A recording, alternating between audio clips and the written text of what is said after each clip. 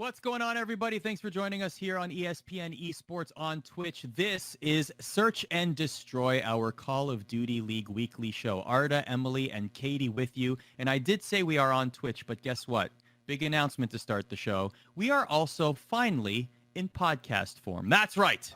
Wherever you get your I'm so excited. Yeah, let's go. So you're listening to us now on Apple Podcasts, on Google Play, Spotify, wherever you get your podcasts. This is awesome. Fantastic news. So now audio form. You can listen to us in the car, on the way to work, on the way to school, wherever you listen to your podcasts. I listen to podcasts when I do the dishes. That sounds very boring. Maybe I shouldn't have admitted that. It'd be less boring when you're listening to us doing the dishes. Yeah, exactly. That's right. That's right. Because we have a lot to talk about here. We have game updates to talk about. We also have Call of Duty League to talk about. As you know, we took last week off. And that was in concert with the Call of Duty League postponing their event to this weekend. So now we do have Call of Duty League action to speak on. And we will get to that in a little bit, previewing the Minnesota Rokkr weekend and all that entails, both in-game and out-of-game. But first, let's talk about Season 4 of Modern Warfare. That was postponed. We know the reasons why. Certainly, many brands across video games following suit and postponing a lot of their announcements due to the climate and everything that is going on, and insensitivity and in support of what is going on with Black Lives Matter and the protests across America. But Modern Warfare Season 4 has been announced for Wednesday, June 10th. That is today, if you're listening to us today, at 11 p.m. Pacific. So technically, June 11th Eastern time. So what are we looking? We haven't heard too much officially, Katie, on Season 4. But what are you looking forward to from this update? Goodbye, Odin. Goodbye, FR. Goodbye, crappy guns in all of the free loadouts and all of the drops. I'm so excited to see the new rotation that comes through for the new base weapons you'll be able to find across the map. However, I'm also intrigued to know if they're going to be adding additional areas and or potentially ruining or blocking off some areas. It's really going to be interesting to see what they iterate upon in this season. But honestly, I'm just excited for a new season because it can start to get a little bit stale after a while. But also, more than anything, I hope to see some server stability issues from them. I hope to see them addressing that and working on that, because if there's anything that kills the good time I have in Warzone faster than, you know, the hackers and the cheaters, it's going to be the unstable servers. So I hope we see a little bit of that and improvement there in Season 4. How many games would you say get wrecked per stream due to the servers? Warzone games. Okay, let's say I play 10. Probably 4 to 5. Wow. And that includes ones where I straight up get DC'd and network errored out of the lobby. And that also includes ones where the lag gets me killed or the lag makes it impossible to play. Wow. Yeah. That's a lot. That's it's something fun, that should be fixed. Fun. So wow, fun. wait, you're telling me there's server issues outside of Call of Duty League? So weird. So weird. Funny how that happens. So yeah, Emily, as it pertains to updates in game and multiplayer, there's rumors about guns. There's rumors about a new agent or an operator, I should say. Maybe some Warzone updates. Maybe some nukes, whatever. This isn't Sorry, Valorant. this isn't Valorant. Come on, man. I do too much esports. Okay, you know this very well. No, I'm just teasing you. I'm glad we didn't call them champions. But in all seriousness, what are you looking forward to for this update, and how some things might be affected in Call of Duty League as well with some of the updates, maybe nerfs and buffs? I mean, I think my big thing to echo Katie's statement is honestly just the server issues. I know that's like really boring, but that's my main problem with the game right now. Also because I'm really bad, so I don't even get to the point where like a lot of the gun stuff affects me because I'm like that bad. But I'll carry you. Come play with me. You know what can affect me is server issues. Yeah, just be careful. Katie says that, but the second she realizes you're awful at a game, I know, like with bad. me, she just ghosts you for the rest of humanity.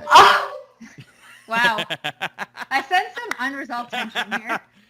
It's not often that people render me speechless, and I'm offended, and I disagree with that fake news, sir. That's right. I am not bad at the game. Thank you. That was fake news. You're right. I'll just go with I'll just queue up with our video editor and our general editor, Dave and Elizabeth, and we'll play like shipment and just all kill each other instead of doing Warzone. The greatest game mode of all time. Hey, what do we make of the fact? I mean, obviously we're in a pandemic. It's crazy. You know, just the 2020 has been surreal on all fronts, which may or may not have led to the fact that Call of Duty 2020 was not revealed in May. And that's usually a month that we hear something, right, about the next release. There's a lot of rumors out there. So what I want to ask to both of you, Emily, feel free to start with this one, is what rumors about the upcoming game are you excited about or concerned about? I mean, I think the big rumor that's kind of been going on for forever. I feel like we talked about this like at the beginning, like when we first started the show, about how Treyarch is going to be handling the next title. Thank God. Potentially the next 2 titles after that. Again, this is not like confirmed news. This is completely a rumor. So I don't know if that's true, but people were talking about the potential of like a 3-year rotation just because Treyarch is by far the easiest developer to deal with when it comes to competitive. And people in the league have very obviously been very angry about IW and their lack of communication and their lack of interest in competitive.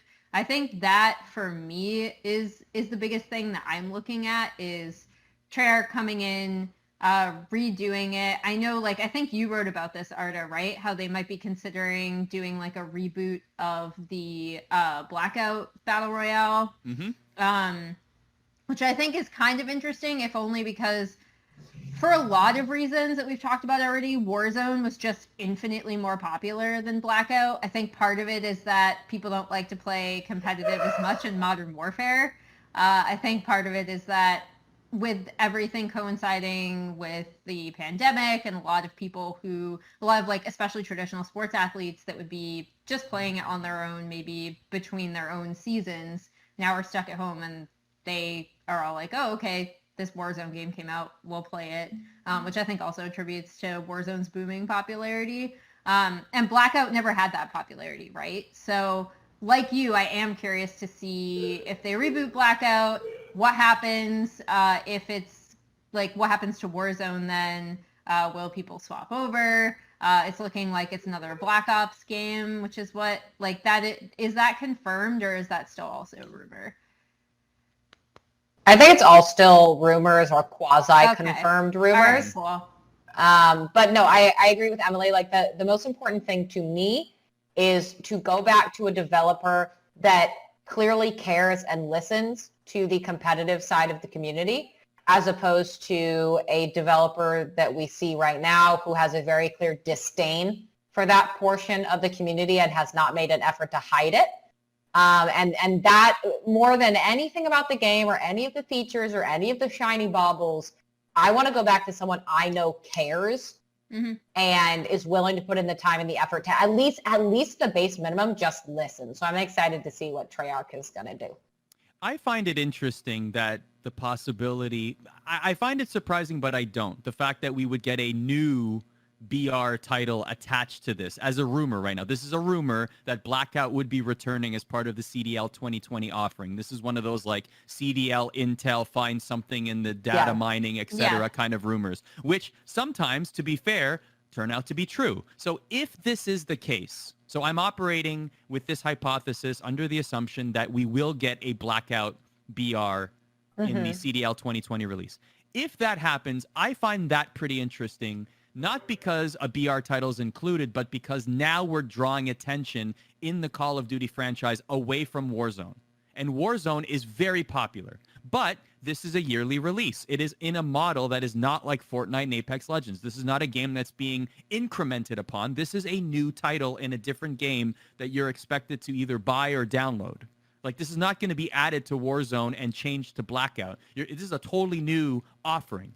So, yeah, I think Warzone sticks around until the newest iteration comes along, so and that's then what everyone I'm wondering. will move to that. That's what I'm wondering. I'm wondering, but does Blackout have big shoes to fill because Warzone is so popular? And what will content creators do? Like, how are you going to approach this, Katie? How are you going to? What if Blackout is a bad game? What happens?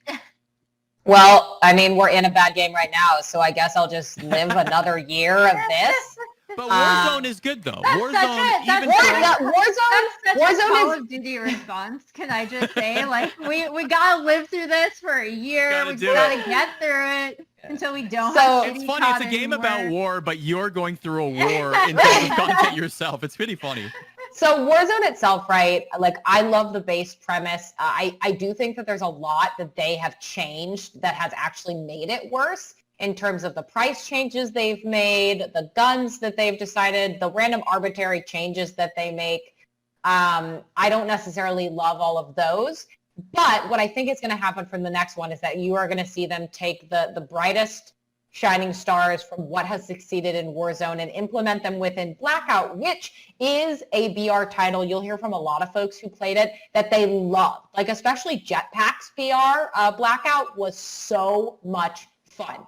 And one of the nice things about Blackout too was that Blackout was actually a BR where it was much easier to be able to solo that game than solos in Warzone, because Warzone inherently, much like the rest of the game, is very, very campy, and it encourages campy behavior, and that's one of my biggest issues with Warzone, whereas Blackout didn't have that problem so much. So I'm actually really excited to see what the next iteration is going to be.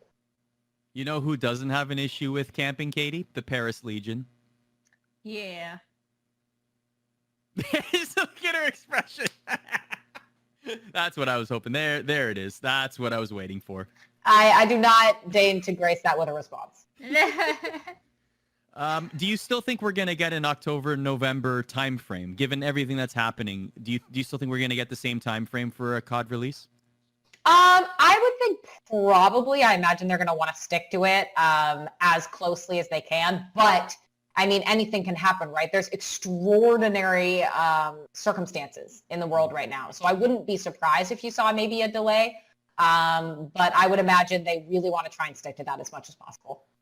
Yeah, I was going to say, like, one thing that I think we kind of sort of touch upon the periphery of is that Call of Duty is still, like, a AAA title with its own, like, really specific release schedule that's typically designed around, like, people picking it up ASAP and then another wave picking it up for, like, the holiday season. And I doubt they'd want to stray too far away from that if possible. Do you think we'll get... I know that we're going through the online season right now as we shift focus here to Call of Duty League. Do you think it will be all systems go for Season 2? Do you think that they will... Let's say that we're in the same position that we're in, where we're still practicing social distancing and we still can't gather as crowds in January, around the same time when Season 1 launched, right? Do you think that Call of Duty League, I know that we're thinking very far ahead here, but do you think Call of Duty League will say, we're going to start the season online and see where it goes? Or do you think that they'll wait until we can have a LAN season and not go through the whole online process again? Emily, what do you think? They'll probably... Oh, sorry. Emily, go for it. Sorry. I was trying to switch up who started. I think they'd still go for it online, especially, like, if Treyarch's taking the next title... You know that they're going to be communicating with pros, with teams. They're going to be listening to them in terms of, like, what the game is actually going to be. And, like, to reiterate, I think that's actually going to be super important, especially if you do have an online environment. Obviously, the league still controls the servers and that kind of thing, but I'd be shocked if this isn't, like, going forward for all esports, to be quite honest. I'd be shocked if this isn't always a contingency plan that people start building into their schedules and systems. Was that a car that just zoomed by? I think so. Outside of... Wait, did you just hear that on mine? Oh, okay. I don't know. think so. It's all good. I hear people arguing in the back in some way. It's not mine for sure. Oh, it may be me because my friend is upstairs streaming and he's playing Warzone as we speak. So you may hear shouts of rage on occasion or shouts of triumph. Happens but to all of us. I feel like we do this a lot, but you tell him that ESPN and silence takes precedence. So Yes, stream quieter, shush. yeah. Shush, please. Thank you. But no, I would agree with what Emily said in terms of all of that. I imagine that there will be contingency plans in place, but at the end of the day, even if you're looking at it purely from a PR business standpoint, that is far too high of a risk of someone potentially getting sick or an outbreak occurring or something to do things on LAN. All right, let's Like take if it's still locked down in that way. Yes. Yeah, that's the we don't know what the world's going to be like in 6 months as it pertains to coronavirus and where we're going to be in gatherings, etc. But it is interesting to think about how Call of Duty League has handled this season and what might happen next season. So it's going to be interesting to follow, and it will certainly be interesting to follow this weekend as we now have the Minnesota Rokkr home series. Of course, there's going to be a big fundraising component to this. I put up an article at ESPN.com/esports outlining everything that the Rokkr and all of their efforts are going to do. They're going to have special jerseys that they're going to wear honoring George Floyd and Black Lives Matter. They're going to have a lot of fundraising efforts that you'll hear throughout the weekend that will go to several organizations. They've named a few as well that will go towards the cause, those that are helping and dealing with all of the community issues that are arising in the ongoing protests across America. So you can find that article at ESPN.com/esports. As we talk about the competition itself, now we get to see the top 3 teams compete, right? Now we finally, how long has it's been a very long time since we have seen them all compete against each other. And the standings dictate that the Huntsman, despite maybe having a little bit of a rocky middle of the season, if you're looking at from start to now, they look great, they sound great, and they're at top of the boards. But when we go into this weekend, Katie, when you look at those top 3 teams, which of those 3 teams do you give the edge to and why? So it's going to be tricky, right? You have, Dallas and Atlanta are in Group A, and Chicago is alone in Group B, I believe, or there's 2 of them. Yes. So right there, obviously, Chicago is going to have an easier time because it doesn't have one of the other behemoths in its group. But of the 3 of those, I give the edge to either Dallas or Atlanta, and I lean Dallas because Dallas, to get their second chip, beat Atlanta. Chicago, yes, they looked good, and they came back, and it was a solid event, and Pristini looked good, and they looked like they were firing on all cylinders, but I have to see consistency within that. I want to make sure that it wasn't a honeymoon period with Chicago. But at the end of the day, Arda, all 3 of these teams have won 2 tournaments. They're all incredibly stacked. Any of them could take this, but I would still lean toward Dallas and Atlanta, probably of the 3. So my follow-up question to that is, despite all that Chicago showed, in particular, Pristini coming in and how good they looked last tournament, why are we still saying this? Why are we still saying that Atlanta and Dallas are the stronger team, at least the way that we feel about it, given that all that Chicago has shown and changed recently, Emily? Like, why are we still saying that? Because I think they actually looked better, like in game, honestly. I don't mean to sound harsh. I think when we did our post Seattle home series show, I talked about how I really liked what I saw from Chicago, and I think they have the potential to be by far and away the best team, but I don't even think this is close to what they can achieve. And they could come out this weekend, completely blow everyone out of the water. That's definitely a possibility. But based on all 3 of these teams' most recent performances, I think Dallas looked the best by actually a pretty significant margin, I would say, in terms of actual in-game performance. I think Dallas has looked the best of these 3 teams. So that's actually why they're still my pick to take this, and why I still think they're the best team despite the actual point standings. Because if you remember, Dallas is behind in point standings primarily from the first week of league play, where they had a really disastrous first showing after the immediate patch change. And I think that's so far behind in the rearview mirror that it shouldn't even enter people's estimation of what this Dallas team is now. So yeah, I mean, that's for me, it's just based on my own eye test, and you guys can feel free to call me out and disagree. But I think based on the last performances I've seen from all 3 of these teams, Dallas has looked the best in game.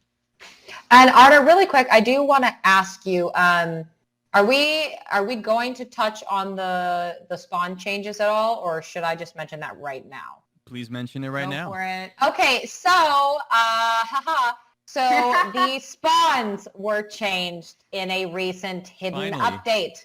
No. Because we can't get an actual. Oh, they're update. Worse. They just slid them in there. Yeah. Oh, yes. I thought you meant they changed for the better. No, have you not seen Twitter? Oh my word. So what essentially happened is that there was a kind of like a ninja patch. There was no patch notes. No one was notified about it. But the pros started noticing that the spawns somehow became even worse than they were before. And the amazing thing about this, right, is that COD frequently goes through like big changes like this halfway through the season or whatever.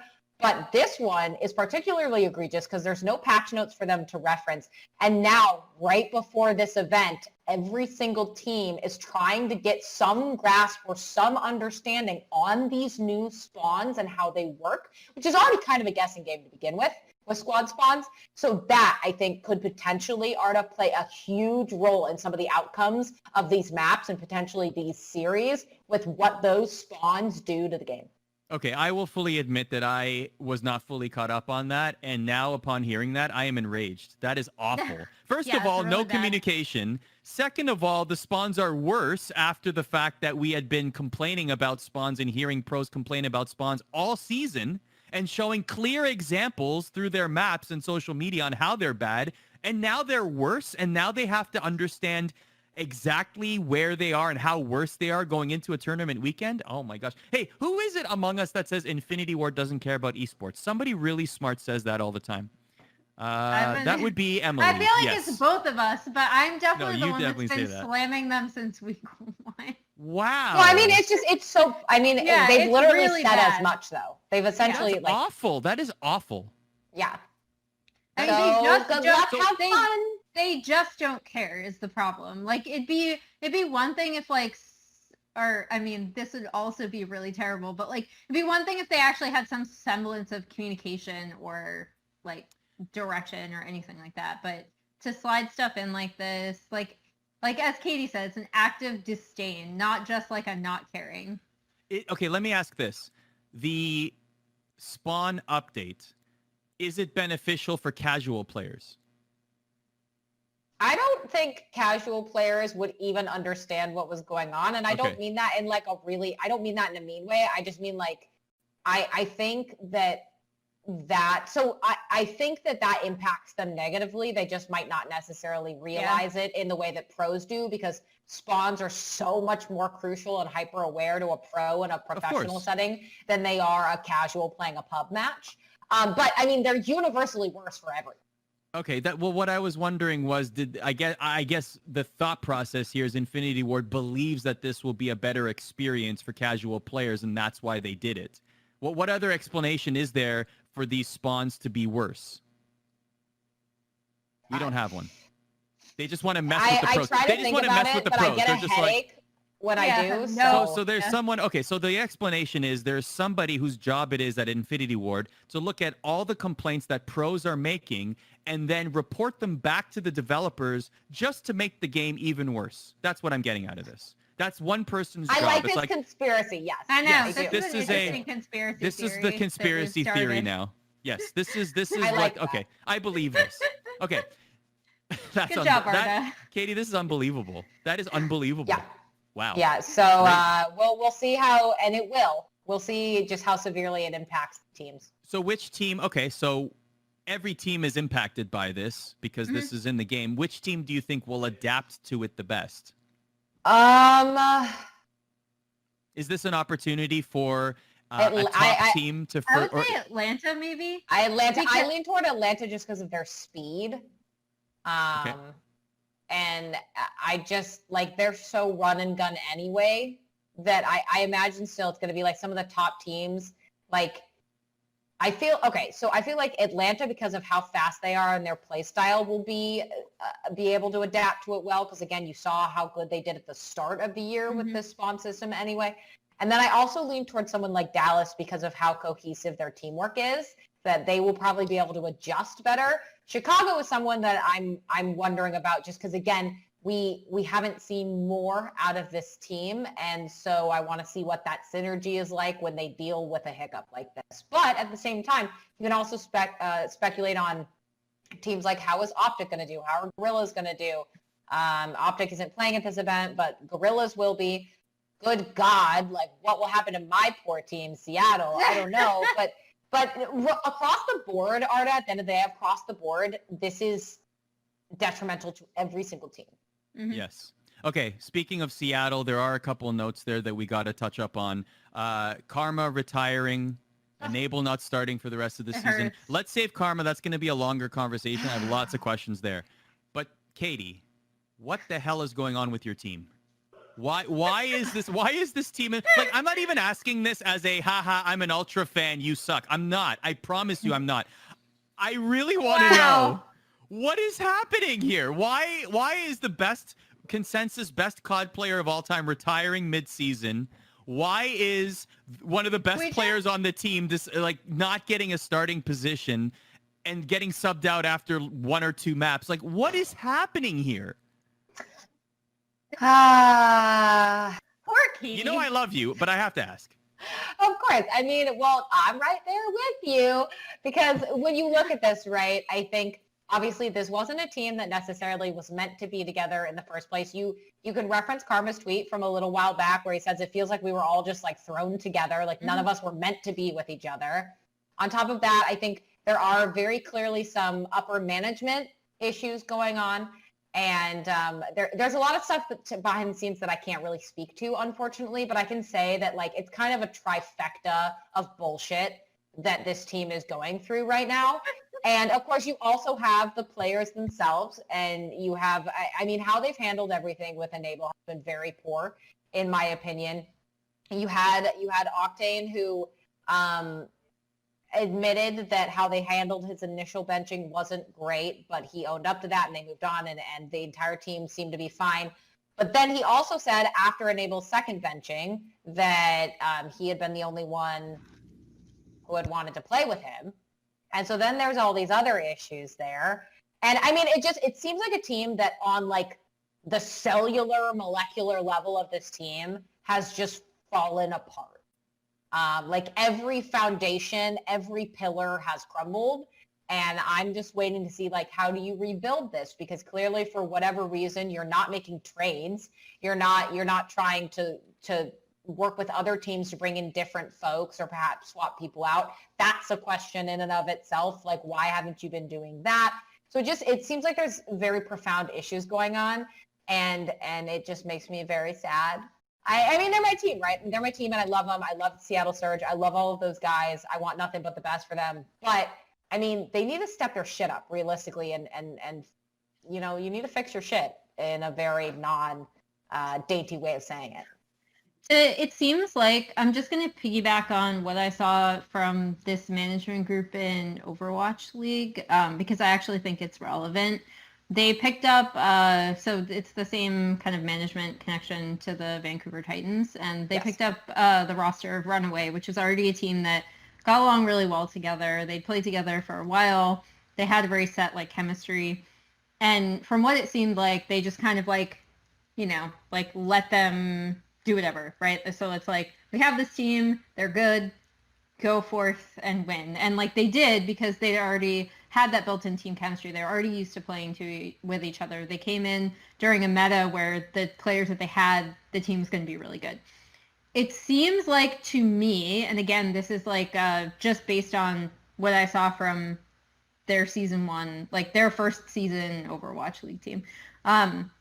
It seems to me that they kind of just gathered all of these players and expected that to magically happen because they're accomplished in their own because they're all winners. Yeah, right. Exactly. So like, but like that doesn't work always. And like, unlike a lot of other rosters where people considered like, oh, this duo wants to play together, or these players really want to play together, they're like, they'll only be signed to a team if, you know, as a package deal, because they already have chemistry and they want to look at who else is going to end up on this team. Like talking to a lot of teams that were building their rosters for their first CDL season, like in this weird, we had a really weird off season this past off season, right? Because we were jumping from teams, like just loose teams, to franchising.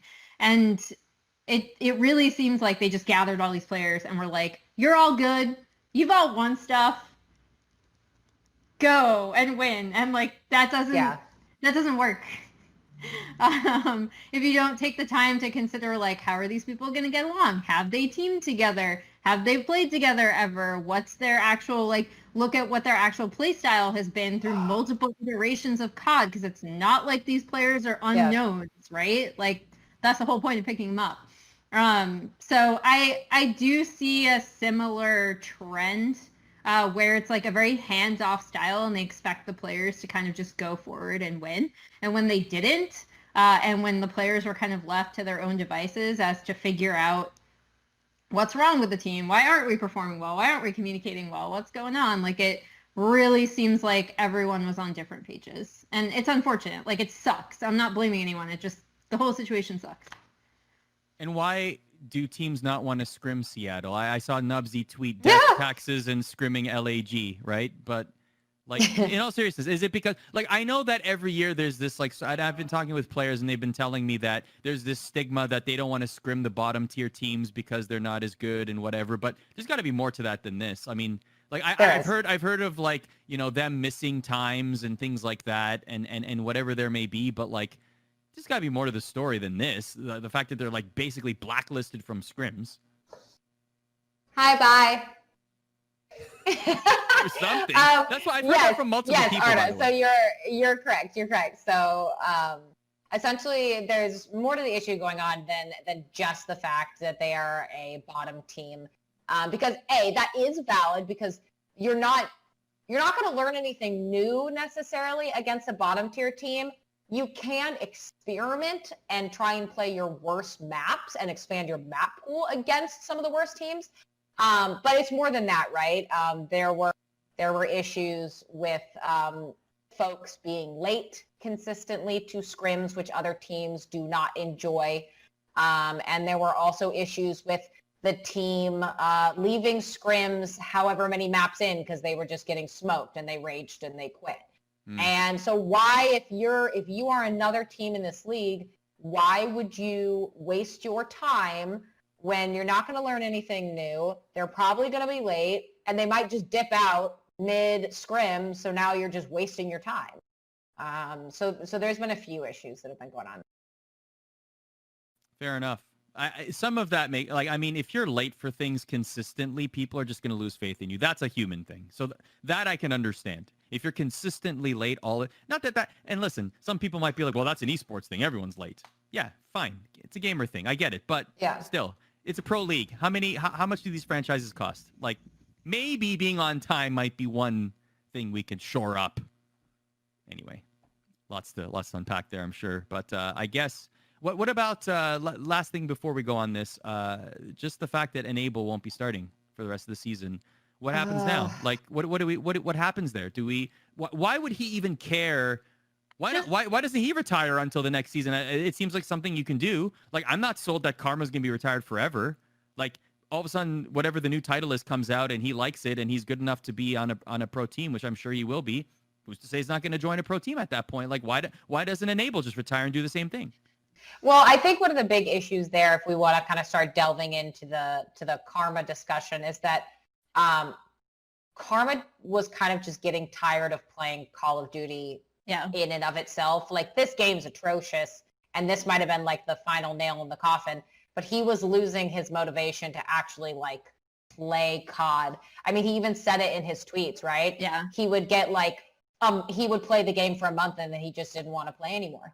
And that's someone that you see who's just doesn't have that passion and that drive and that motivation anymore to get up and grind the hell out of a game that he's been grinding forever. And so I think that is fundamentally different than what Enable is dealing with. Because Enable still has passion. He still wants to try. He still wants to play. He still wants to succeed. I think Karma just was tired of playing. Yeah, I mean, I was going to say, to piggyback on what Katie said, like Karma said in his own tweets that he just didn't have the motivation to play Call of Duty anymore, and that the game was only fun for him for the first few weeks before he got really bored. The Enable thing really stinks, and it's frustrating because, like, despite the fact that I know we kind of poked fun at the Florida Mutineers for like not getting anything for Pristini, like at least they let him go, right? They didn't have a spot for him on the team. He obviously can start for another team. He didn't want to be on Florida anymore, and they let him go to the Huntsman. And yeah, you can make fun of them and be like, you're actively making a partner in the league better, but like, props to them for not trapping him on the team, right? And forcing him to stay and not letting him go. That's the thing that really stinks about Enable, is that like until the team decides that they want to let him go, especially even if like they can't get a trade or whatever, because I don't even know like how, especially after the Pristine thing, I don't even know how teams are dealing with like trades and what they're getting monetarily or whatever for specific players. But that's the thing that sucks about Enable, is like he could be starting on another team, you know, like it's ridiculous that he has to be like trapped on the bench like this and he still wants to play. Like, well, that's what I mean, Emily, when I say that there's like clearly when it comes to Seattle, there's very clearly much deeper issues going on with that team than just what we see at the surface. You know, it's not, a lot of people throw shit at Nubsy, the coach, and it's not all warranted. Like, yes, you can critique him, you can criticize him, but people who are like, it's his fault for this and his fault for that, and all of Seattle's troubles are his fault, as if Nubsy is somehow the god character on Seattle with just carte blanche power to do whatever he wants. Like he's not chaining Enable to the team. Like that's not his fault. Yeah, exactly. I mean, so I think people need to take a bit of a break there on Nubsy. But at the end of the day, I think Karma was just done. He was ready. I think he'd been ready for a while. And then with how horrible this game is and how the season had been going, he was just finally like, you know what? I've wanted to be done for a while, and now I'm done. I wonder how much that was exacerbated by what was happening in Seattle and also the state of the game, though. I wonder. I think it definitely was. Right. So it basically gave him like the final push. The final push. So do you like think if it had been a better game and he'd had a better team environment, I think he would have stuck it out for the rest of the year first, definitely. Yeah, I do too. Yeah. Do you think but the fact that it was just all of it at once was just like, what the hell am I doing? And like if you're already like, it's one thing if you're grinding a game, like even I'll say even if he didn't even necessarily like the game, but Seattle ended up being a really good team environment. That also can make a huge difference, right? But if you're grinding a game that you hate and your team environment's terrible and you're presumably not getting a lot of direction from the top in terms of like what's even going on with the team itself, and you've been tired for the past few years, and like COD is something that you kind of keep playing as long as you have the passion for it. Karma is the like greatest of all time, you know, like he is like Mr. He's Three the GOAT. Rings. He's like, it's not even a question currently. So and he's already reached like that height. So I do think once you get there, if you don't have the motivation to keep playing, this was kind of just like the final straw to be like, okay, you know what? I've done a lot in my career. I've reached like the highest you can possibly get with several teams, several insanely good teams. I'm done. Yeah. And we saw the stats on the screen there. I mean, absolutely gross what he's been able to do in Call of Duty. Yeah, he's insane. I will end it on this. I will say that I do see a possibility of him taking a few months off, recharging his batteries, and then all of a sudden, let's just say the next game, which happens to be not developed by Infinity Ward and a developer that happens to love esports, and suddenly there's a buzz around the game, and Karma obviously is going to try the game, and let's say he loves the game, and then he sees a potential in the game and a possibility in the game, and all of a sudden he has a rejuvenated sense of passion and desire to compete. I could see a world where he comes back. I mean, anything could happen, Arda. You're right. You know, Anything could happen. Say, I've disagreed with you several times on the show about the things you've said regarding, like, I think Pristini's going to go back to the Huntsman. And I've been wrong. So Well, that was a shot in the dark. I'm not gonna call you wrong here. It's a possibility, I guess. I threw a 3-pointer from the half from half court, and I landed with a swish. So that was a little bit unfair. But speaking of Prestini, let's talk about the Huntsman versus the Mutineers. The Mutineers have some changes as well, Katie. The Huntsman recently changes with Prestini, now facing his own team, and I've documented very well what Prestini has gone through in the last couple months. That interview is available on our YouTube page, where he really talks about everything personally and professionally that he has gone through up until this point, including with Florida and moving to Chicago. So now they face each other. This is like the next chapter in this story. Florida will look a little different, and we've seen them face each other before, but now there's different players on different sides. So when you look at this matchup, in particular, Florida versus Chicago, who do you think has the edge and why? Chicago. Thoughts and prayers to Florida. They've got a new player in who's an AM. Mox has been Ben. Huh? Any faith?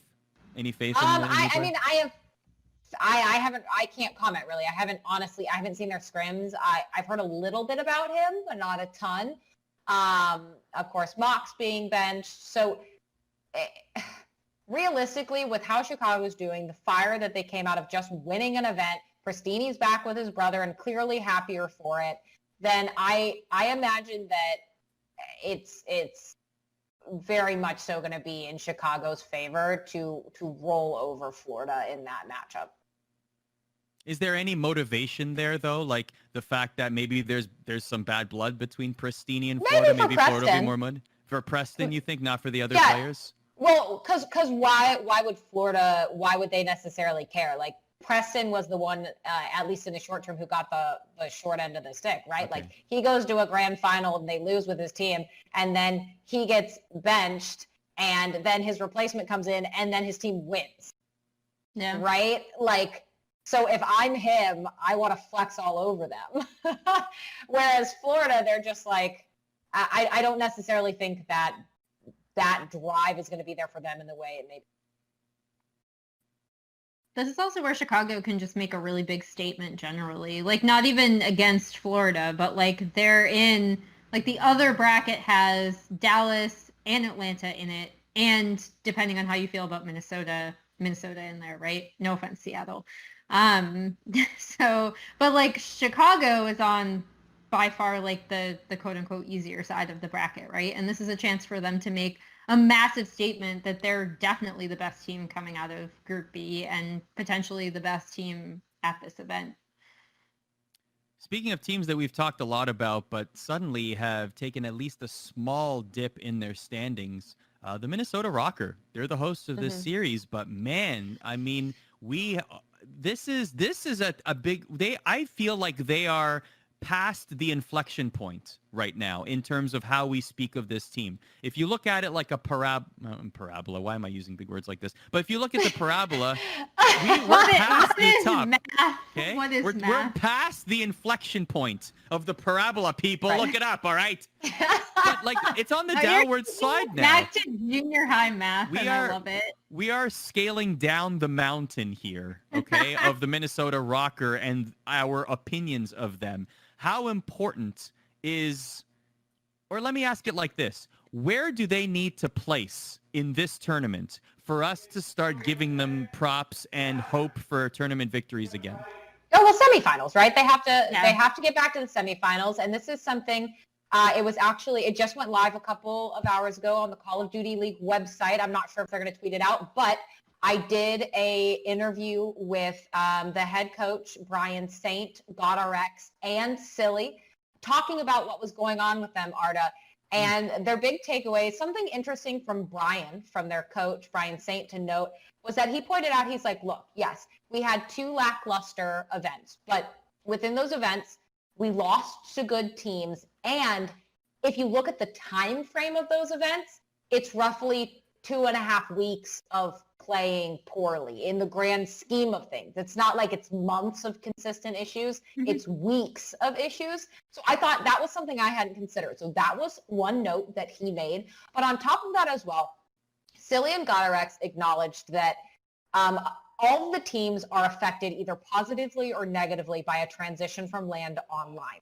Rokkr was affected negatively. There's a lot of players on that team who feed off of the LAN energy, feed off of the crowd and that environment.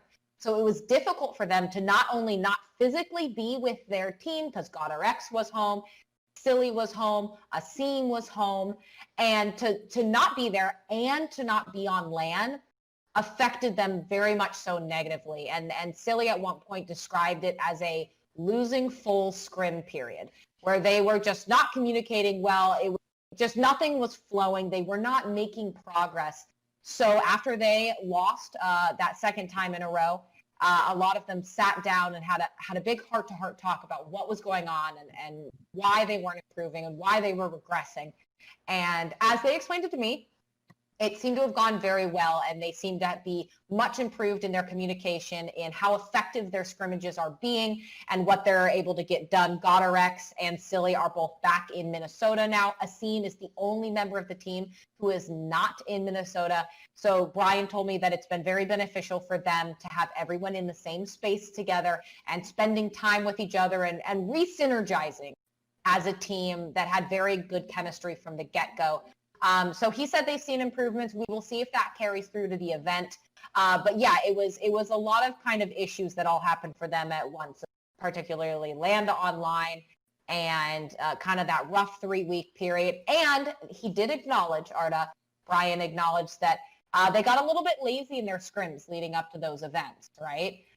They weren't taking their scrims quite as seriously as they used to, and that hurt them as well. So fines are back in full force. You better be on time. They get there an hour early to do VOD reviews. So it seems like they've really kind of pulled their heads out of the sand, and they're grinding very hard for their event. Can I just read one line that I absolutely love from your article? So I put the link in the chat, by the way, for those that want to check it out.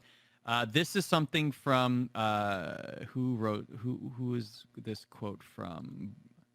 I don't see the Baraska. Sorry, this is from Baraska. Oh, that's Brian Saint. Brian. Yeah. So Saint said, "We've been a lot more strict as coaches. If someone is even 60 seconds late, they are fined." Yeah. And going back to exactly what we said to Seattle, like that. There you go. What a solution! What a solution! So you're 60 seconds late, you're fined. Let me just applaud that. But here, right? No, it's great though, Arda. And so here's why it's great, right? Because Rokkr, Minnesota is not made up of a million like Stumps or Karmas or superstars, right? Fair. So those fines sting those players more because maybe they are AMs who were given their first shot, like Asim and maybe, even GodRx. So like it's all new enough to them.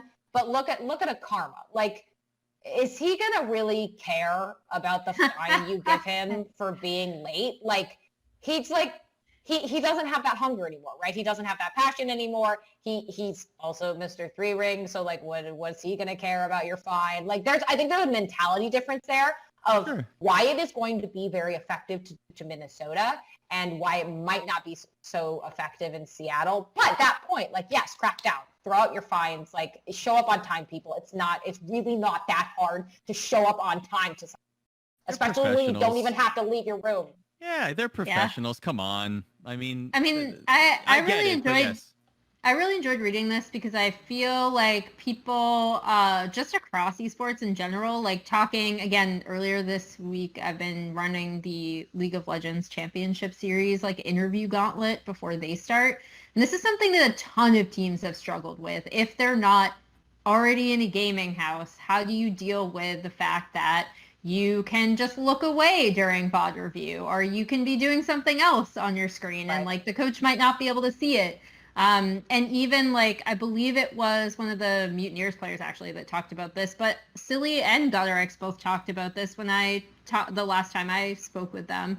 And they said like, it's really weird not being in an environment where you feel like you're like getting up and you're going to an event, right? And that Silly commented on that. Yeah, they said that like really helped them get in the mindset, right? Yeah. Like you're getting up, you're getting dressed, you're going with your team to the event, you're in your practice room, you're all together. That was something that like multiple people on this team, and I talked to them, they said really helped them, especially since to Katie's point, one of the Rokkr's greatest strengths was coming out. They had that chemistry. This team was built with all of them buying into each other and wanting to play with each other. And I think it was that in that case, it was designed really, really well, especially if you're making the comparison to a team like Seattle. But that means that having them in the same space, I think, is going to do wonders. So it's really nice to read this and see a lot of the measures that they've taken because they have recognized how much it's hurt the team.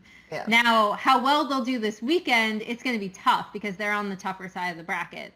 Right. One thing that we can say is that previously they have matched up pretty well against it. They have 1-1 records with both of those teams. Yes. So, I mean, you can say, it's definitely not impossible for the Rokkr, but we need to see the Rokkr not of their past two events, but of previous times. Yeah. Speaking of head-to-head matchups, I crunched the numbers on the top 3 teams, Atlanta, Dallas, and Chicago, how they've done against each other.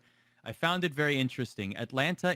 These are against Atlanta, Dallas, and Chicago playing each other. Mm-hmm. Atlanta is undefeated on LAN, but winless online.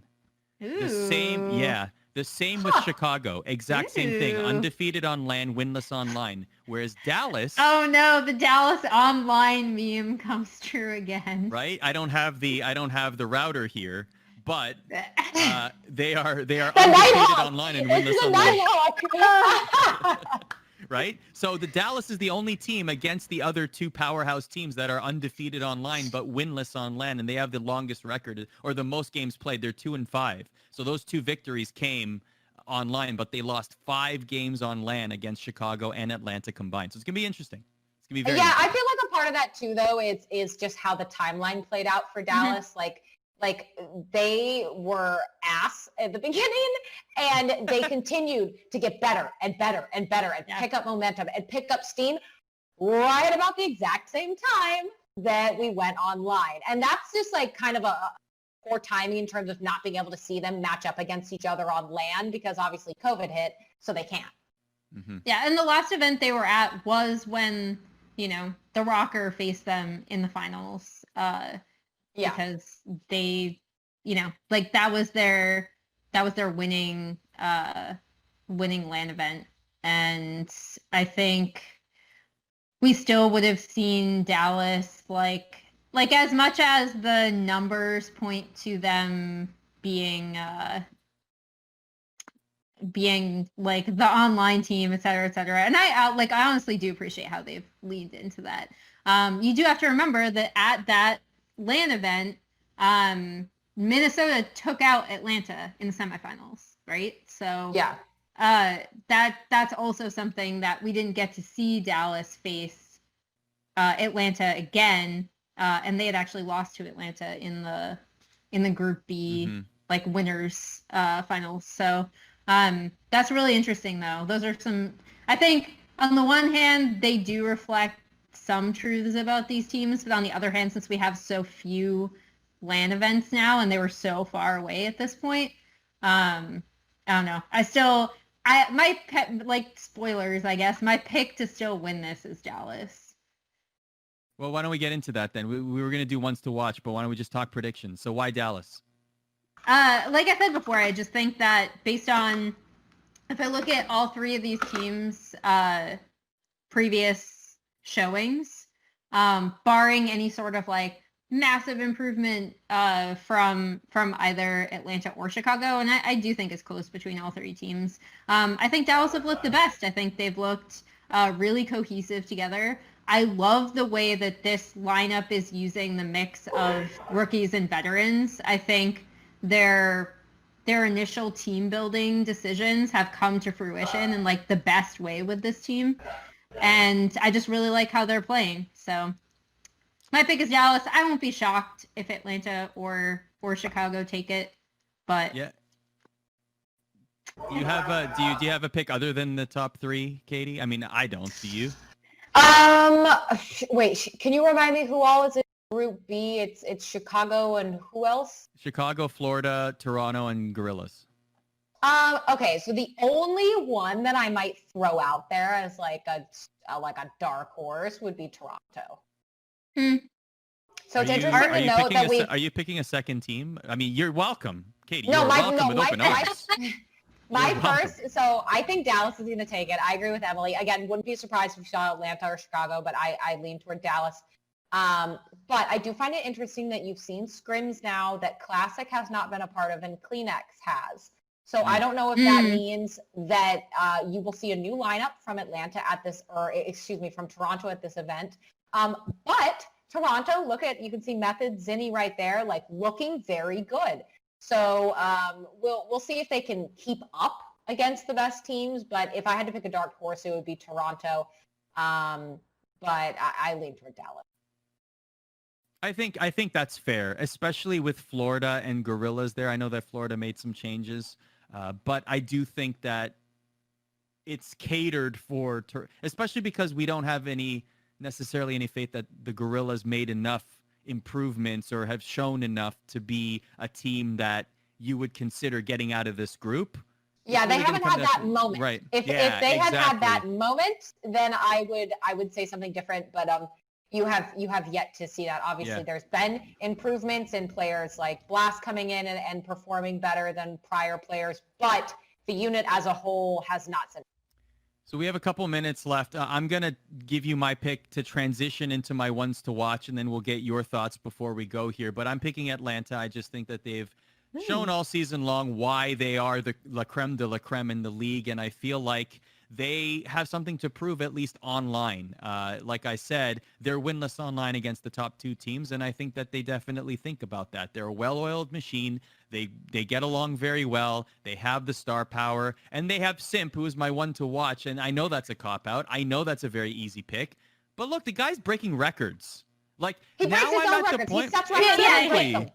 He sets. Yeah, I was gonna say he has set the records, and then he breaks his own records. That's what I love about it. Like, I get excited to watch the phase, in part because I want to see if Simp can keep pushing these boundaries. Like, it's not so much if he's gonna have a good game. It's now how much of a good game is he going to have. Right. And so that's what I enjoy watching. Right. Like, breaking records on hard point, and look at those numbers. I mean, they're absolutely incredible. So that's what I like watching, and that's why he's always a one to watch for me from an entertainment perspective. Emily, who is your one to watch?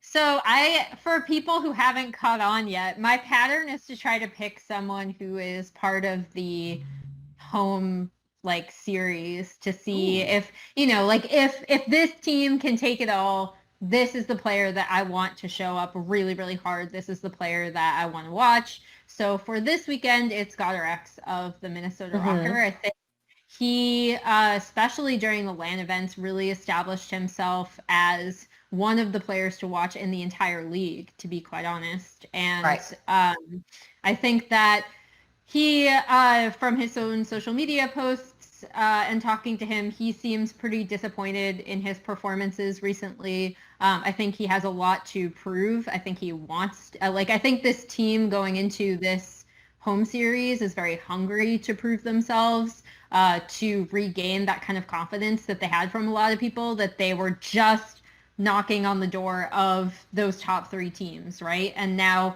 we're not talking about them with those top three teams. We're still talking about Atlanta, Chicago, and Dallas off in their own space. And then the Rokkr have kind of crashed back down to this now nebulous pack that also includes teams like, the subliners, that could include teams like the Ultra.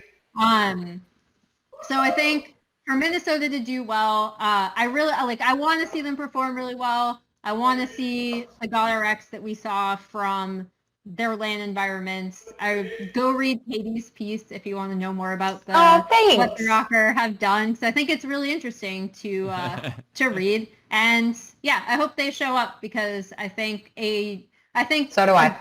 The Rokkr, when they are performing, when they are firing well on all cylinders, they are an incredibly dangerous team. They're a fun team to watch. They can keep up with anyone. And it'd be nice to see that team come out this weekend. I think whoever's streaming upstairs in your they're getting mad. agrees. It's like, what? How could you pick GodRx? That's awful. Are they getting mad at you or something? We're having some heated gamer moments over here. I know. I don't play Warzone, so there's any spin the wheel of what could be happening in that. Yeah, but no, I think if I had to go with someone, I would pick Awakening. coming in for Florida in replacement of Mox, an amateur who's getting his opportunity to come onto a starting lineup, something we've seen a lot of this year. And based purely on that, it's a pick of curiosity for me. I simply want to see how he does, how he performs, how he plays against some of the best people in the world. And so that's why he is. All right, so those are our ones to watch, and we will be watching this weekend. It's the Minnesota Rokkr home weekend, home series happening this weekend, another tournament in Call of Duty League. Katie, will you be doing watch parties? Yes, sir, I will. As always, Friday, Saturday, and Sunday, I will be doing watch parties and casting and commentating and analyzing, hanging out with chat all weekend long. I cannot wait. It should be a ton of fun. So I do hope you join me if you want to hang out. And otherwise, it should be a great weekend of Call of Duty. I'm excited to get back to it. Yes, and we will break it all down on our weekly show, Search and Destroy here, our ESPN Call of Duty League program every single Wednesday, 6 p.m. Eastern. Until next time, enjoy the weekend. We'll see you next week. Woo.